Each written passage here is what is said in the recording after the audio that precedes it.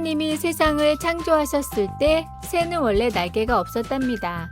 하루는 새가 하나님을 찾아가 하소연했습니다. 하나님, 다른 동물은 다 특별한 무기가 있습니다. 뱀은 독을 갖고 있고 사자는 날카로운 이빨을, 하다못해 당나귀는 뒷발차기라도 하는데 저는 아무것도 없습니다. 이에 하나님은 새의 말을 옳게 여겨서 날개를 주셨습니다. 하지만 새는 매일 그 날개를 등에 메고 힘겹게 걸어 다녔습니다. 그래서 새는 하나님이 내게 좋은 것을 주신다더니 집만 주셨구나 하고 투덜거리면서 하나님을 다시 찾아갔습니다. 그리고 하나님, 날개를 달고 다니기가 너무 무겁습니다. 차라리 도로 떼어주십시오 하고 청했습니다. 이때 하나님은 새야, 내가 소중하고 특별한 것을 가지고 있음을 모르는구나. 날개를 퍼덕여 하늘로 날아올라라. 높은 곳에서 경험하게 되는 자유와 희망을 누려봐라 하고 말씀하셨습니다. 지금은 조금 아파도 남보다 뒤떨어지는 것 같아도 바로 그 경험이 훗날 여러분의 삶을 더욱 풍부하고 의미 있게 만드는 힘이 될 수 있습니다. 중요한 것은 어느 대학을 나왔느냐가 아니라 자신이 이미 갖고 있는 날개를 깨달아 아는 것이 더 중요합니다. 못하는 게 너무나 많다고 생각하십니까? 하지만 당신에게도 잘하는 게 분명 하나둘은 있습니다. 못하는 것 때문에 불편하게 느낄 때도 많았지만 나름 잘하는 것도 있습니다. 당신이 가진 날개를 깨달으십시오. 오늘의 말씀, 그런즉 깨어 있으라. 너희는 그 날과 그때를 알지 못하니라. 마태복음 25장 13절. 오늘의 찬송 376장 나그네와 같은 내가. 오늘의 만나, 몸과 마음이 겸손히 하나님께로 향해 있는 사람만이 하나님이 주신 달란트를 제대로 활용할 수 있습니다.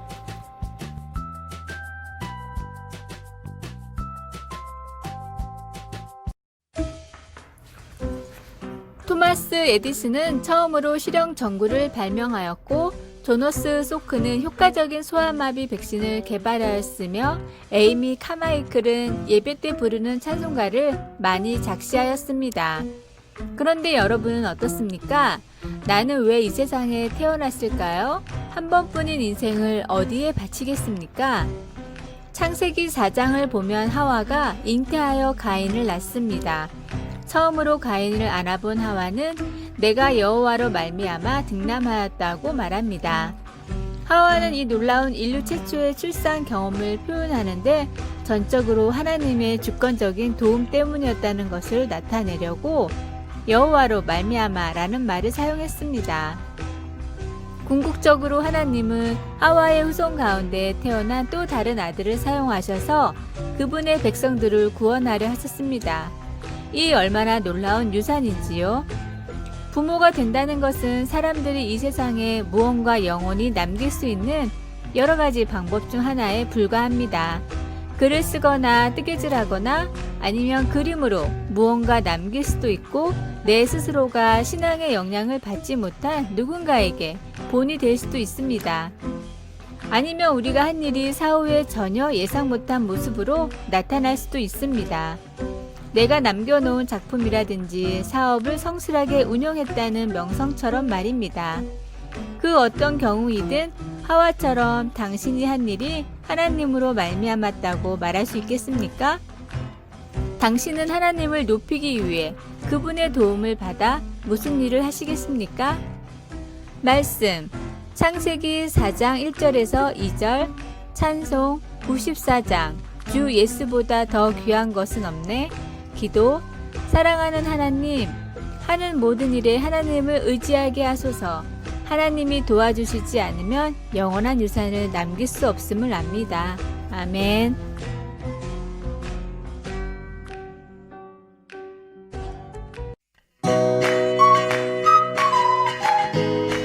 아프리카에서 남편과 함께 52년이나 선교를 한 엘라라는 여성이 있었습니다. 그녀는 타는 듯한 무더위와 불편한 환경 속에서도 세상을 떠나는 날까지 원주민들에게 복음을 전했고 불편한 생활이나 상황에 대해서 한마디도 불평을 하지 않았습니다. 엘라의 딸 미미는 어머님이 불평을 하는 모습을 단 한 번도 본 적이 없었다고 말할 정도였습니다. 그리고 그녀가 하늘나라로 떠난 뒤에 유품에서 발견된 한 수첩에 다음과 같이 적혀진 3가지 좌우명을 발견할 수 있었습니다. 첫째, 날씨로 시작되는 하루의 어떤 상황에 대해서도 불평하지 않겠다. 둘째, 더 좋은 환경이나 다른 장소에 있는 나의 모습을 그리지 않겠다. 셋째, 나의 몫을 남의 것과 비교하지 않겠다. 그리고 그때 이렇게 했더라면 이라고 인생을 가정하지 않겠다. 넷째, 내일은 하나님께 속한 것이지 내게 속한 것이 아님을 기억하겠다. 하나님의 관점으로 환경과 인생을 바라던 것이 평생 불평을 하지 않을 수 있었던 비결입니다. 만족스럽지 못한 삶에 불평하고 있다면 그런 마음마저도 하나님께 내려놓아야 합니다. 모든 것은 하나님께 속한 것임을 기억하시길 바랍니다. 오늘의 말씀, 은을 사랑하는 자는 은으로 만족하지 못하고 풍요를 사랑하는 자는 소득으로 만족하지 아니하나니 이것도 헛되도다. 전도서 5장 10절. 오늘의 찬송 421장 맘 가난한 사람. 오늘의 만나, 주님, 불평 대신 주님의 뜻이 있음을 깨닫고 순응하며 살게 하소서. 주어진 환경 속에서도 주님께 감사할 제목들을 찾아냅시다.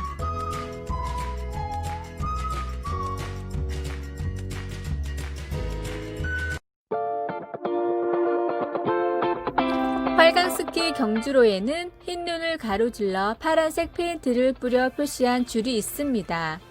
대충 그어놓은 그 활 모양의 곡선은 관중들에게는 시각적 혼란을 줄 수 있겠지만 선수들에게는 경주와 안전에 반드시 필요한 것입니다. 이 페인트 줄은 선수들에게 언덕 아래까지 가장 빨리 갈 수 있는 길을 보여주는 안내자 역할을 합니다.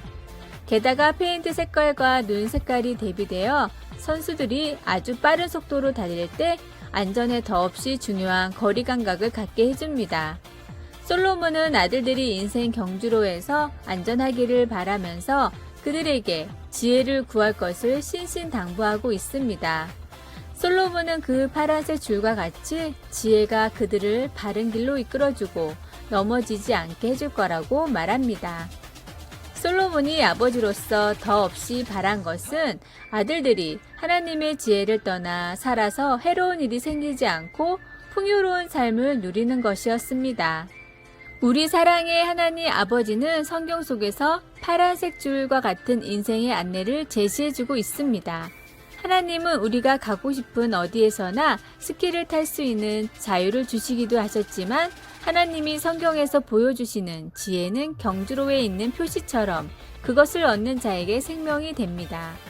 우리가 악에서 돌아서서 주님과 같이 걸을 때 그분의 의의 빛이 우리의 길을 밝혀 우리가 넘어지지 않고 날마다 앞으로 나아가게 이끌어줍니다. 말씀 잠언 4장 10절에서 27절, 찬송 200장 달고 오묘한 그 말씀, 기도, 하나님 말씀을 주시니 감사합니다. 하나님께서 주시는 지혜를 단단히 붙들 수 있도록 도와주소서. 아멘.